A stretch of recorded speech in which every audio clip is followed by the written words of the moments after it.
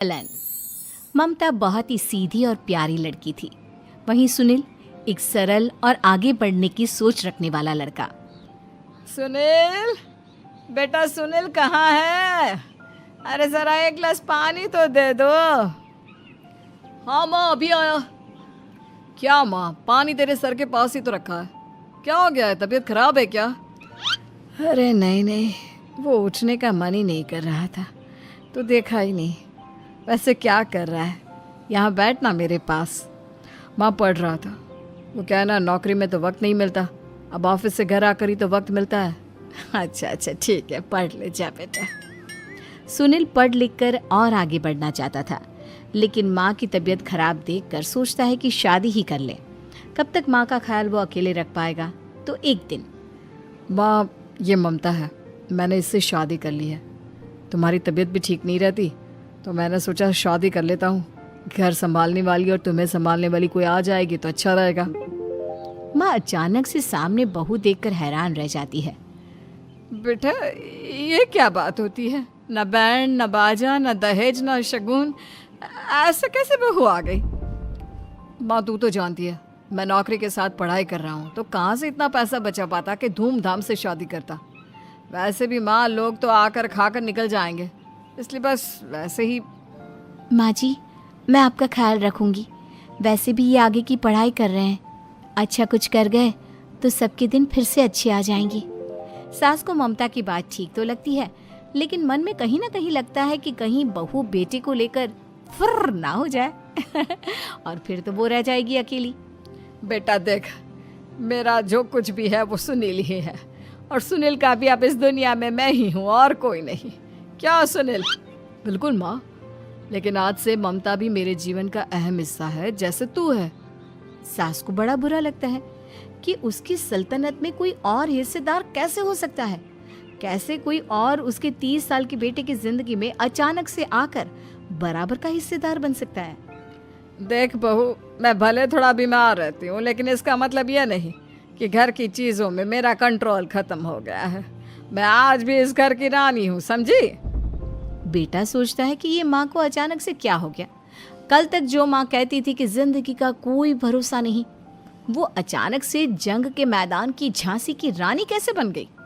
माँ क्या हो गया है? सब ठीक है ना? अचानक कैसी बात कर रही हो? ममता का आज पहला दिन है, स्वागत करो उसका। आसपास की आंटियों को बुलाओ, नई दुल्हन की मुंह दिखाए करवाओ। खैर, सास होने का फर्ज निभाती है और बाद में एक सहेली के साथ बाहर निकल जाती है। क्यों री बताया नहीं कि बेटे का ब्याह कर रही हो? वैसे तो सारा दिन हम ही में घुसी रहती हो।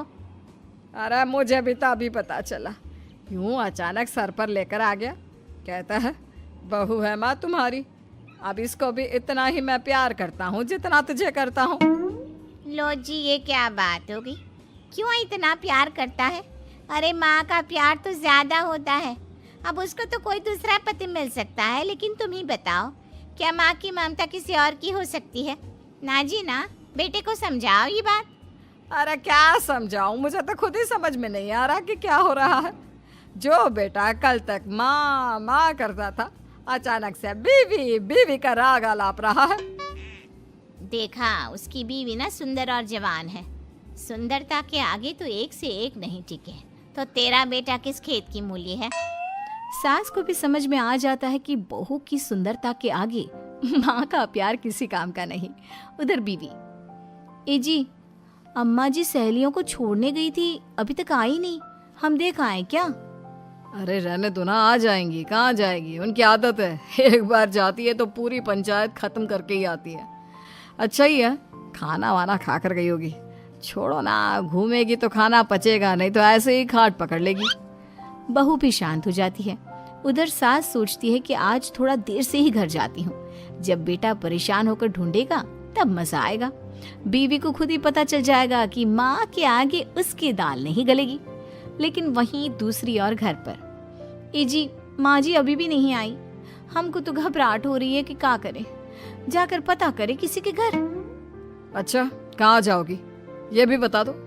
पहला दिन है तुम्हारा इस घर में, और एक ही दिन में मोहल्ला छानोगी क्या? हाँ, तो आप भी तो नहीं जा रहे हैं ना, हमको फिक्र हो रही है।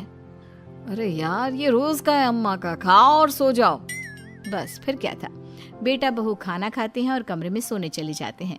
उधर जब सास को कोई देखने नहीं आता तो वो हार कर घर आ जाती है, जहाँ वो देखती है कि सारे घर की लाइट्स बंद है। सास को गुस्सा आता है। बहू, ममता बहू कहाँ हो? लेकिन सारे दिन की थकी बहू को ऐसी नींद आती है जैसे किसी ने भांग की गोली खिला दी हो। वो तो नहीं उठती। उठकर आ जाता है बेटा। अरे क्या बात है अम्मा, काहे चिल्ला रही हो? अरे सो जाओ ना, सुबह की थकी है बहू, वो सो रही है। जोर से बोलोगी तो नींद खुल जाएगी उसकी। माँ को गुस्सा आ जाता है। फिलहाल तो सो जाती है, लेकिन मन ही मन ढेर सारा जहर बहू के लिए भरा होता है। सुबह बहू चाय बना रही होती है कि सास धीरे से गैस तेज कर देती है, जिससे चाय का बर्तन जल जाता है। और जैसे ही बहू चाय का बर्तन उठाती है उसका हाथ जल जाता है। मेरा हाथ जल गया। वो जोर जोर से चिल्लाकर इधर उधर भागती है कि सास थोड़ी देर में उसके हाथ में पानी डाल देती है। हाय रे बहू, क्या कर रही हो? पहली बार रसोई छुई हो क्या? सासू माँ गलती से गैस तेज रह गई थी और बर्तन जल गया, जिससे मेरा हाथ जल गया। हाय रे, कितना गंदा दाग। छी छी छी छी, मुझे तो उल्टी आ रही है तेरा गला हुआ मांस देखकर। तू ना मुझे अभी साथ से खाना मत लगाना। बहू भी खुद का हाथ देखती है तो उसे भी रोना आ जाता है। कुछ दिनों के बाद सास की सहेली आती है। बहू चाय बनाकर लाती है। उसके जाने के बाद सहेली कहती है, बहू की सुंदरता ऐसी है कि कोई भी दीवाना हो जाए। वैसे तेरे बेटे का क्या हाल है? अरे वैसा ही है, बहू के पीछे लट्टू। क्या करूं, कुछ समझ में नहीं आ रहा। मैंने तो बहू के चेहरे पर दिवाली के पटाखे की चक्री फेंक दी, उसका पूरा चेहरा जल गया। अब देखो ना रही सुंदरता, और ना ही अब मेरा बेटा उसे पूछता है। अरे अब तो वो उसे छोड़कर दूसरी भी देखने को बोल गया है मुझे। बहू सारी बात सुन रही होती है। आंटी एक बात बताइए, क्या भरोसा है कि दूसरी सही आए और आपके अनुसार रहे? देखिए आंटी, मेरी सासू माँ को गलत बात सिखाने की जरूरत नहीं है। हमारा परिवार साथ में खुशी से रह रहा है। देख बहू, मेरी सहेली की बेइज्जती ना कर, वही अच्छा रहेगा तेरे लिए, समझी? बहू नहीं मानती है। वो बार बार उनकी सहेली को घर से निकल जाने को कहती है। तभी सास की सहेली पास के चूल्हे से लकड़ी लाकर बहू के चेहरे पर लगा देती है। बहू जोर जोर से रोने लगती है। अरे ये क्या कर दिया? मैंने कहाँ किया, ये तो तूने किया। तू ही नहीं चाहती थी कि बहू बेटे के साथ रहे, भला मैं क्यों करूंगी? मैं तो चली, निपटो अब। बहू रो रही होती है, दर्द से चिल्ला रही होती है, लेकिन सास उसे डॉक्टर के पास नहीं ले जाती। तभी पति आता है। क्या हो गया ममता? ये दाग कैसे लगा? तुम कैसे जली? ममता कुछ नहीं कहती, बस दर्द से करा रही होती है। पति माँ की तरफ देखता है। हो ना हो माँ, ये पक्का आपका काम है। आप ही ममता से जला करती थी ना। देखना माँ, अब पुलिस आएगी, केस बनेगा, लेकिन पहले मैं ममता को अस्पताल लेकर जा रहा हूँ। सभी अस्पताल जाते हैं, जहाँ डॉक्टर ममता की सास से कहते हैं, आपने तो नहीं जलाया ना बहू को? अब ममता की सास के तो पसीने छूट रहे होते हैं। वो घबरा कर कहती है, ना ना डॉक्टर साहब, कैसी बात करते हैं? हम क्या जलाएंगे अपनी बहू को? डॉक्टर ममता के पति से पूछते हैं। देखिए, क्योंकि ये ससुराल में जली है तो मामला पुलिस का बनता है, तो आप पहले पुलिस को बुलाइए, तभी इलाज पूरा होगा। सास डर जाती है कि अब तो बच्ची जिंदगी जेल में ही रहना होगा। रहने दीजिए ना, पुलिस को क्यों बुलाना? सारी हंसी खत्म हो जाएगी जब पुलिस के डंडे पड़ेंगे। बहू को जलाना भले ही बहुत आसान हो, लेकिन उसके बाद सारी जिंदगी जेल की हवा खाना। सास डर जाती है। पुलिस आती है। पास लेटी दर्द से करा रही ममता स्टेटमेंट देती है। तो क्या हुआ था? कैसे जली आप? ममता पास खड़ी सास को देखती है। बेटी बताओ, कैसे जल गई तुम? ओए, काका का किरण वाली शाहरुख, चुप, बिल्कुल चुप। सास चुप। सभी इंतजार करते हैं कि ममता क्या बोलेगी। जी, मैं खाना बना रही थी, लकड़ी उड़कर मेरे ऊपर गिर गई और मैं जल गई। सास बहू की बात सुनकर रोने लगती है। देखा माँ, कितनी समझदार है ममता। ये चाहती तो, हाँ बेटा, ये चाहती तो मैं आज जेल में होती। मुझे माफ कर दे। मैं आगे से अभी कभी ऐसा नहीं करूंगी। बहू के साथ मिलकर रहूंगी। मुझे माफ कर दे।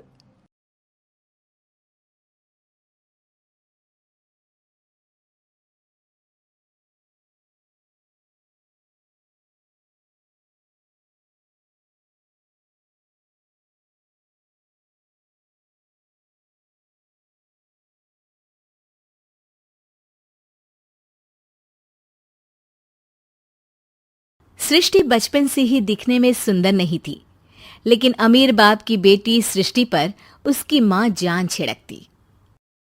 मेरी बेटी कितनी प्यारी है। भगवान सबको सृष्टि जैसी बेटी दे। सृष्टि धीरे धीरे बड़ी होती है। एक दिन सृष्टि की सहेली कहती है, तू दिखने में कितनी अजीब सी है, लेकिन मैं जानती हूँ हम सब में सबसे अच्छी शादी तो तेरी ही होगी। तेरे पापा अमीर जो है। और बता नहीं सकते यार, दहेज तो हर कोई देता है। ये क्या ज्यादा ले जाएगी अपने पति के लिए? अरे बड़े शहर में कोठी है इसके पापा की। अरे पापा की है ना, कौन सी इसकी है? इसकी होती तब तो कोई भी लड़का इससे शादी कर लेता। अरे पापा की मतलब पापा की है तो मेरी ही है ना? किसने कहा? अब तेरी तो तब होगी ना जब तेरा भाई ना हो। वैसे भी शादी के बाद सारी प्रॉपर्टी भाई के नाम होती है। सृष्टि समझ जाती है कि उसे किसी भी हालत में माँ बाप की सारी प्रॉपर्टी को अपने नाम करना है, लेकिन कैसे? एक दिन सृष्टि का भाई शीनू कहता है, बहन क्या कर रही है? तुझसे एक बात करनी है। अरे हाँ हाँ करना, मैं तो तेरी बहन हूँ। बहन, मेरी लाइफ में ना एक लड़की है, बहुत अच्छी है। मैं सोच रहा हूँ माँ और पापा से बात करूँ शादी के लिए। सृष्टि को समझ में आ जाता है कि भाई की शादी होते ही भाभी उसे एक दिन भी घर में बर्दाश्त नहीं करेगी। क्या बात है भाई, बताना कौन है वो? यार वो बहुत अच्छी लड़की है, पढ़ी लिखी है, मेरे साथ जॉब भी करती है। बस एक प्रॉब्लम है। हाँ प्रॉब्लम?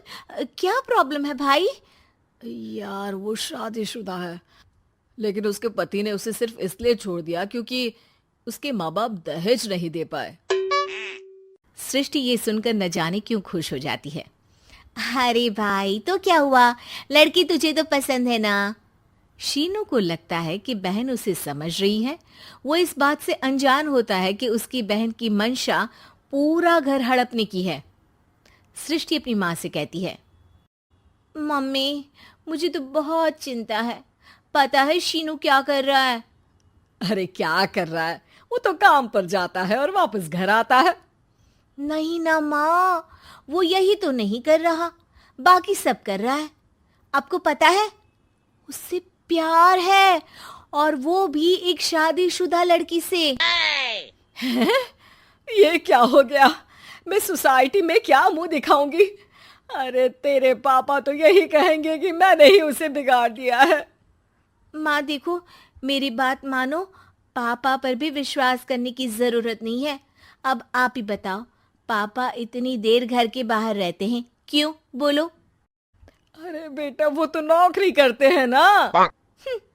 तू बहुत भोली है माँ। पापा का ऑफिस तो 7 बजे खत्म हो जाता है, लेकिन देखो कितनी देर से आते हैं। अरे नहीं नहीं बेटा, ऐसी कोई बात नहीं है। सृष्टि माँ को एक औरत से बात करते पिता की फोटो दिखाती है। देखो माँ कैसे हैं पापा। मैं ना कहती थी कि पापा सही नहीं है। मैं तेरे पापा से बात करूंगी, दे फोटो मुझे। ओ माँ, वो तो डिलीट हो गई। लेकिन चल, तूने तो देख लिया ना। पापा से बाद में बात कर लेना, और हाँ मेरा नाम बिल्कुल मत लेना। हाँ माँ। अब क्या था, सृष्टि के माँ और पिता के बीच झगड़ा होना शुरू हो जाता है। सृष्टि के मन में क्या चल रहा था कोई नहीं जानता था। एक दिन, माँ, सृष्टि के लिए एक लड़का देखा है, वो लोग शाम को उसे देखने आने वाले हैं।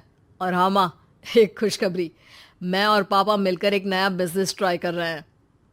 शाम को लड़का आता है, सांवले रंग का। सृष्टि को तो बिल्कुल भी पसंद नहीं आता।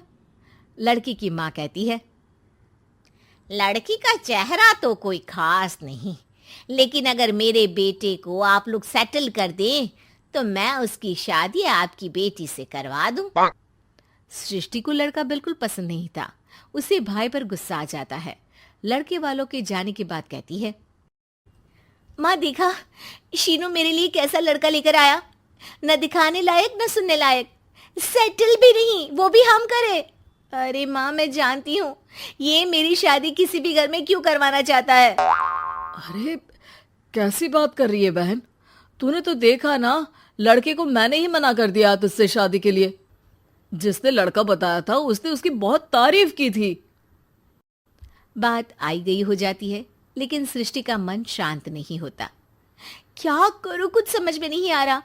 मेरी शादी हो गई तो ये लोग पूरी प्रॉपर्टी शीनू के नाम कर देंगे, मेरे हाथ तो कुछ लगेगा ही नहीं।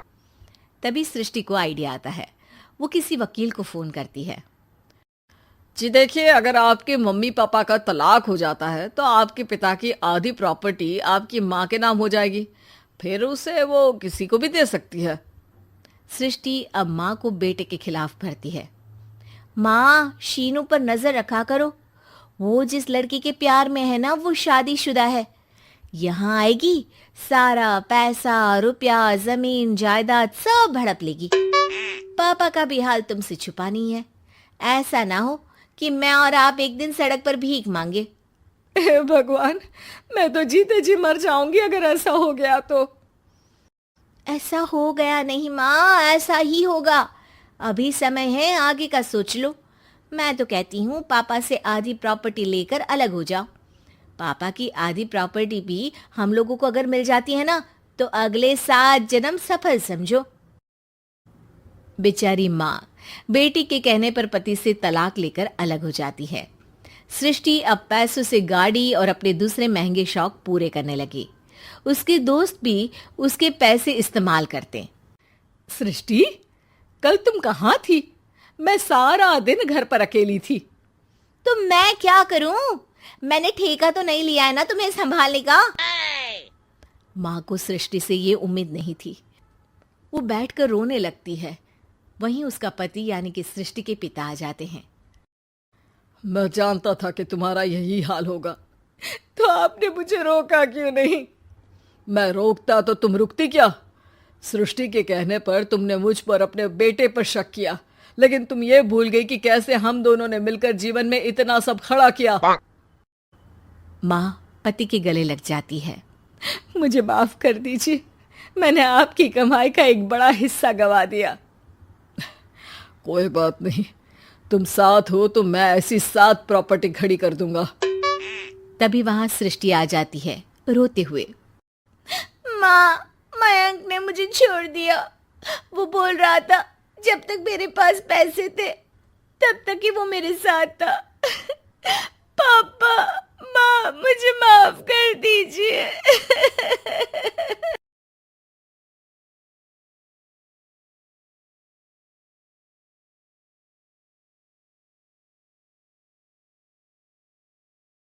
अंत भला तो सब भला। रोली की शादी उसके माँ बाप एक आलसी लड़के से करा देते हैं। चलो, रोली की शादी हुई और हमने गंगा नहाई। और क्या, बेटियां तो होती ही हैं बोझ। हाँ, पर अब क्या चिंता, उतार तो दिया बोझ तुमने, अब वो लोग समझे। ससुराल में रोली का पति कहता है, देखो, मैं कोई काम नहीं करता, ये बात तुम्हारे मम्मी पापा को बता दी थी मैंने। अब जो किराया आता है दुकान का, उसी से घर का गुजारा करना है। कभी भूल से भी कोशिश ना करना किसी चीज की डिमांड की। क्या मम्मी पापा को पता था कि आप कोई काम नहीं करते? और क्या, बड़ा अच्छे से पता था। उन लोगों को तो तुम बोझ लगती थी, बोल रहे थे कि बस शादी कर लो और कोई मतलब नहीं है। रोली को यह सुनकर बहुत गुस्सा आता है, लेकिन करती भी तो क्या, क्योंकि वो जानती थी कि उसके माता पिता ऐसे ही हैं। जैसे तैसे रोली दिन काट रही थी। रोली को एक प्यारी सी बेटी होती है। धीरे धीरे वो बड़ी होती है और उसके साथ उसकी जरूरतें भी बढ़ती जाती हैं। सुनिए जी, अब तो सिमी बड़ी हो रही है, उसका स्कूल में दाखिला कराना है। मैंने अब तक तो जैसे तैसे समय काट लिया, लेकिन मैं बच्ची की परवरिश में कोई कमी नहीं रखूंगी। अरे क्या है यार, अब तो लगता है कोई ना कोई काम ढूंढना ही पड़ेगा। अब पति रोज काम की तलाश में जाता और बिना किसी काम के वापस आ जाता। रोली समझ जाती है कि पति के अंदर अब काम करने की क्षमता नहीं है। वो बेटी को उच्च शिक्षा देने के लिए कुछ करना चाहती थी, लेकिन करती तो क्या करती। एक दिन रोली की सहेली कहती है, रोली, मेरी कोई औलाद नहीं है। अगर तू मेरी औलाद को जन्म दे तो मैं तुझे तेरे मुंह मांगे पैसे दूंगी। अरे, तेरी औलाद को मैं कैसे जन्म दे सकती हूँ? सरोगेसी से।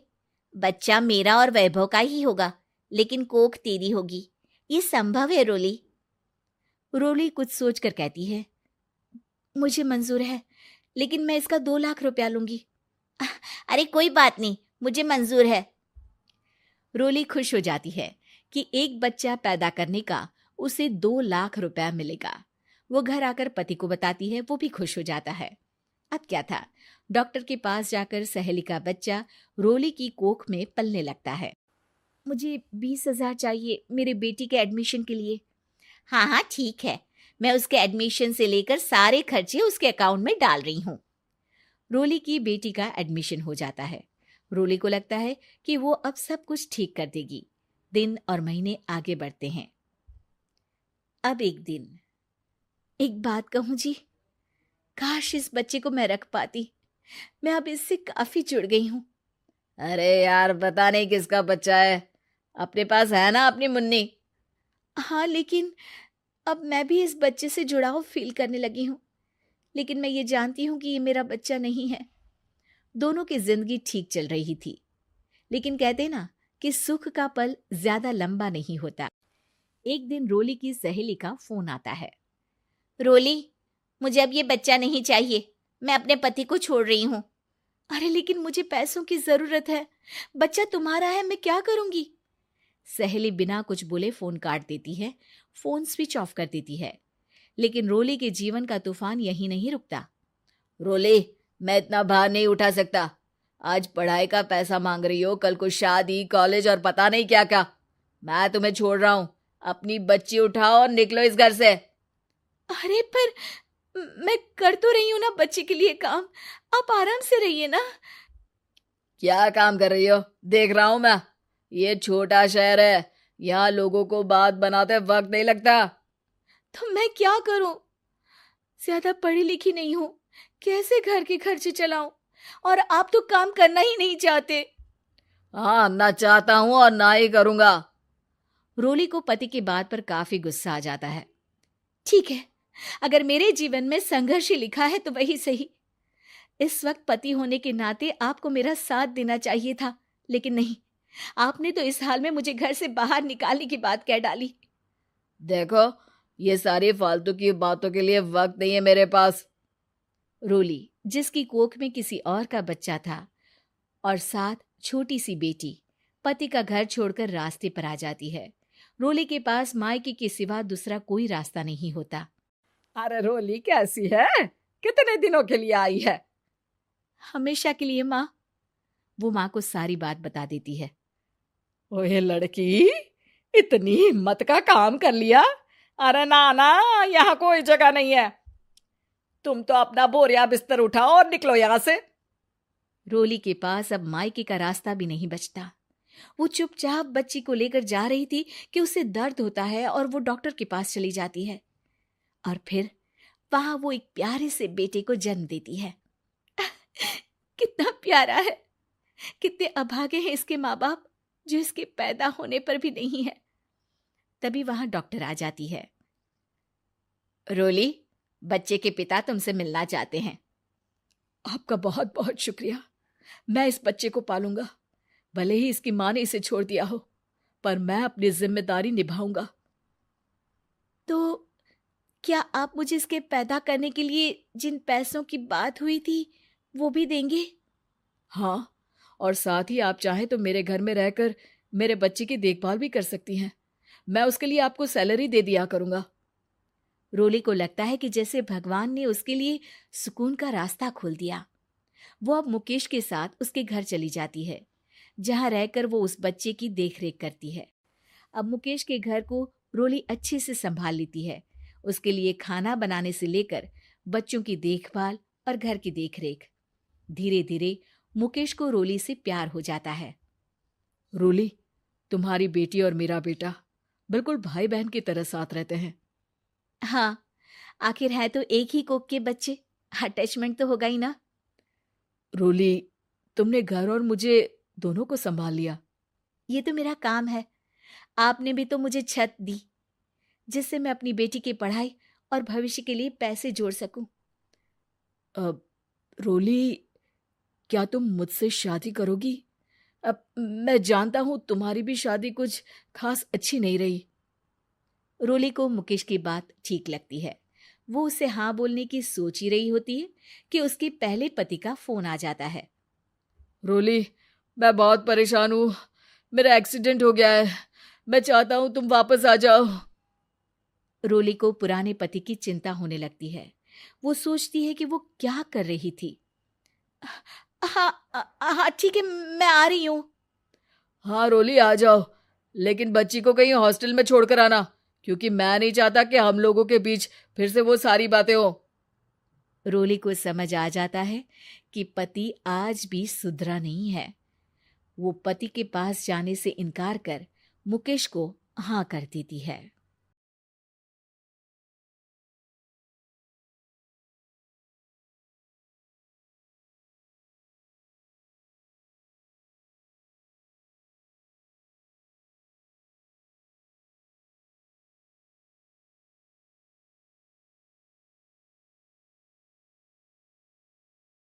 प्रेग्नेंट नर्स बहू।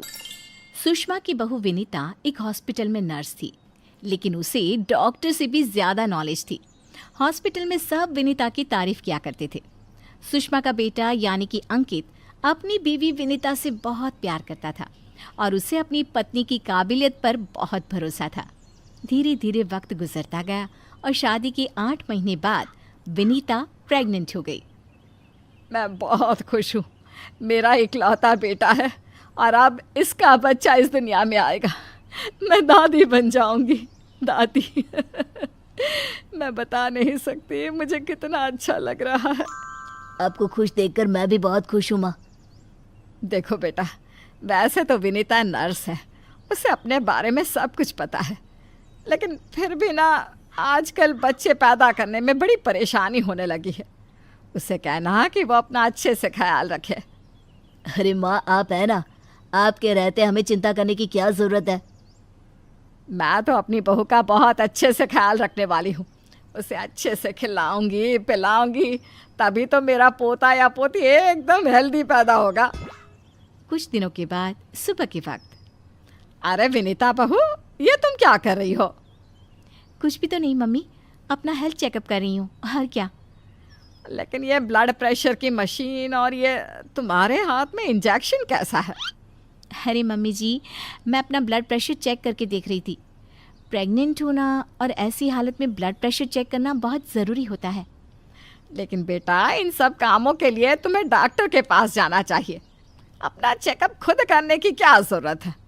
और ये इंजेक्शन किस लिए लाई हो? मम्मी जी, इससे मैं अपना ब्लड सैंपल लूँगी और हॉस्पिटल में जाकर अपना ब्लड चेक करवा लूँगी। अरे ऐसा भी कोई करता है भला? अपने खुद के हाथ से खुद का ब्लड सैंपल भी कोई निकालता है क्या? मम्मी जी, ये मेरा रोज़ का काम है, इसमें क्या है? मैं जब खुद से ये सब कर सकती हूँ तो किसी और से क्यों करवाऊँ? अच्छा ठीक है, जैसा तुम्हें सही लगे। कुछ दिनों के बाद सुषमा अपनी बहू को फिर से इंजेक्शन लगाते हुए देखती है और अंकित भी उस वक्त वहीं पर था। अरे विनीता, ये तुम क्या कर रही हो? तुम प्रेग्नेंट हो, इस तरह खुद को इंजेक्शन लगाने की क्या ज़रूरत है? अब तू ही समझा बेटा। पिछली बार भी अपना ब्लड सैंपल खुद ही कलेक्ट कर रही थी, तब भी मैंने इसे समझाने की कोशिश की थी, लेकिन ये तो मेरी बात सुनती ही नहीं। अरे मम्मी जी, मैंने पहले भी कहा था ना, बड़े हॉस्पिटल में नर्स हूँ मैं, और क्या करना है क्या नहीं मुझे अच्छी तरह पता है। हाँ, लेकिन तुम खुद को इंजेक्शन क्यों लगा रही हो? अरे इंजेक्शन नहीं है, प्रेगनेंसी में कुछ वैक्सीन लगवाने होते हैं, बस वही लगा रही हूँ और क्या। और फिर एक दिन रात को अचानक विनीता की तबीयत खराब हो जाती है। क्या हुआ विनीता, तुम ठीक तो हो? तुम तो खुद अपना इतना ख्याल रखती हो, तुम्हारी तबीयत कैसे बिगड़ गई? पता नहीं अंकित, ऐसा लग रहा है कि वीकनेस हो रही है, बहुत कमज़ोर सा महसूस कर रही हूँ पिछले कुछ दिनों से।